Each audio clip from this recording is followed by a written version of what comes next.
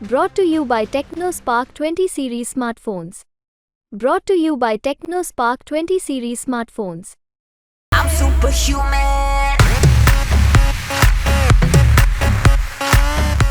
ये चुनाव हम मोदी की गारंटी हमारा चुनाव पे लड़ते हैं और जो विकास योजना है उनके द्वारा राजस्थान को लेकर के कांग्रेस से डूबता हुआ जहाज हो गई। लोग रोज कांग्रेस को छोड़ रहे हैं, उनके उम्मीदवार उनको छोड़ रहे हैं।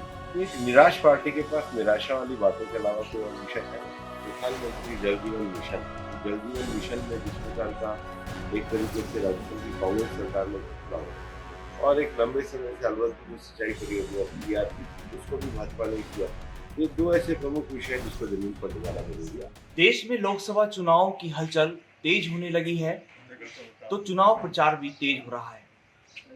अगर प्रधानमंत्री नरेंद्र मोदी और अमित शाह के कोर टीम की बात करें तो उसमें सबसे ऊपर नाम आता है भूपेंद्र यादव का।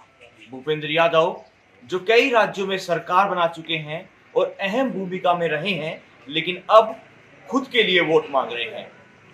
अलवर लोकसभा सीट से भाजपा ने भूपेंद्र यादव को बड़ी जिम्मेदारी दी है। भूपेंद्र यादव जी हमारे साथ मौजूद हैं, सीधा जुड़ेंगे उनसे और तमाम उन सवालों पे बात करेंगे जो जनता के जहन में है। सर, स्वागत है आपका। सबसे पहले तो थैंक यू। मेरा सवाल आपसे यही रहेगा सबसे पहले कि प्रधानमंत्री मोदी और अमित शाह ने आप पर बड़ी जिम्मेदारी दी, क्या सोचा कि आपको अलवर के लिए चुना? अलवर से मेरा कार्यक्षेत्र रहा है, जुड़ाव रहा है और पार्टी के सब कार्यकर्ताओं से एक लंबे समय से काम किया है। अलवर की जनता के साथ जुड़ा रहा हूँ तो पार्टी ने ऐसा बनाया। क्या आपकी तरफ से प्रयास किए गए कभी या नहीं, जब मतलब आप संगठन में होते हो तो लॉबिंग नहीं होती है, लगातार कार्य करते हैं तो कार्य करने के आधार पर टिकट मिला।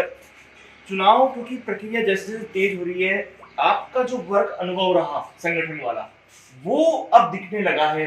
प्रॉपर तरह से प्लानिंग से अब आप चीजों को कर रहे हैं, मैन टू मैन लोगों से संपर्क कर रहे हैं, चाहे वो गार्डन में घूमने की बात हो या तो क्या लगता है कि अनुभव पूरा अनुभव नहीं है, राजनीति एक मिशन की तरह होता है। आप लगातार राजनीति में जब काम करते हैं तो आप बहुत चीज़ों को सीखते हैं, अनुभवी होते हैं और राजनीति का अर्थ लोगों से संपर्क करके लोगों की सेवा करना है।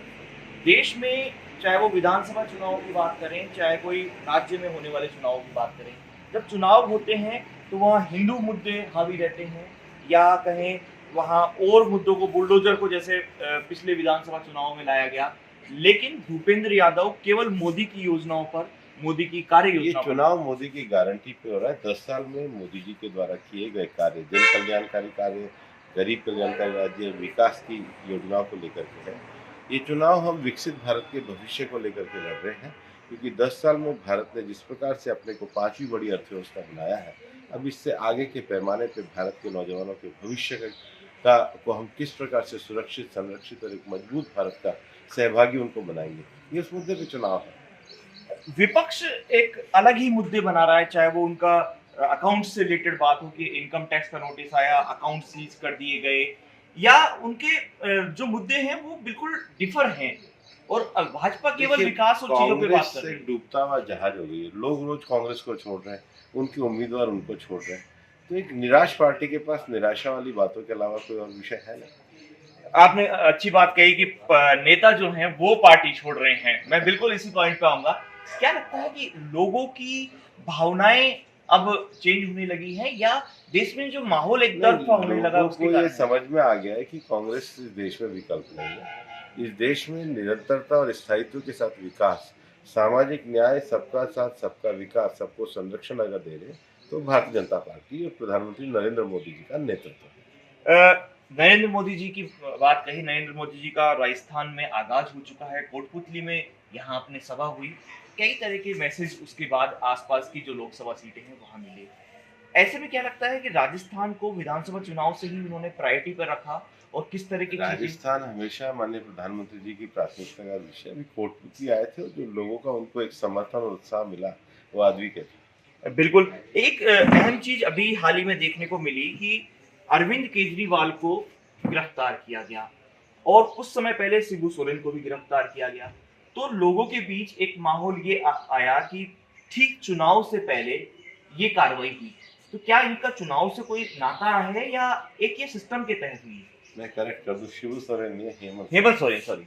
और ये भ्रष्टाचार के कार्य काफी लंबे समय से पेंडिंग थे, तो ये पिटीशन कांग्रेस ने फाइल करी थी अरविंद केजरीवाल के खिलाफ, और वो तो लगातार एजेंसियों का सामना नहीं कर रहे थे, तो न्यायालय में गए थे। तो जैसे जैसे लीगल स्टेप में वैसे ही हुआ, बाकी इसका कोई किसी से कोई लेना देना। कांग्रेस वाले, विपक्ष वाले कहते हैं कि ये जो कार्रवाई होती है वो केवल भाजपा विरोधी या कहें भाजपा के, कांग्रेस वाले पिटीशन फाइल करे तो सही, उनकी पिटीशन पे निर्णय हो जाए तो गलत, तो ऐसे थोड़ी होता है।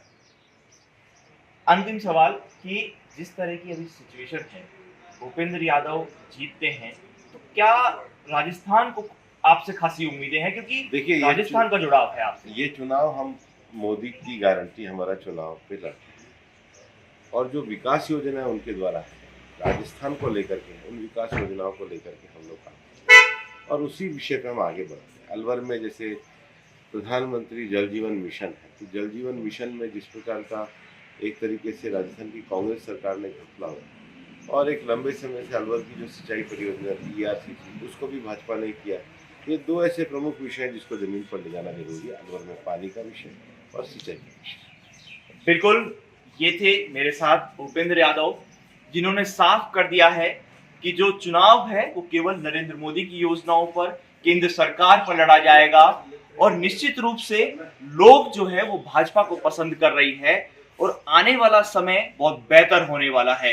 विपक्ष जो आरोप लगा रहे हैं, उन आरोपों से केवल साफ है कि वो आरोप केवल आरोप तक सीमित रह गए हैं। अलवर से मैं हिमांशु शर्मा।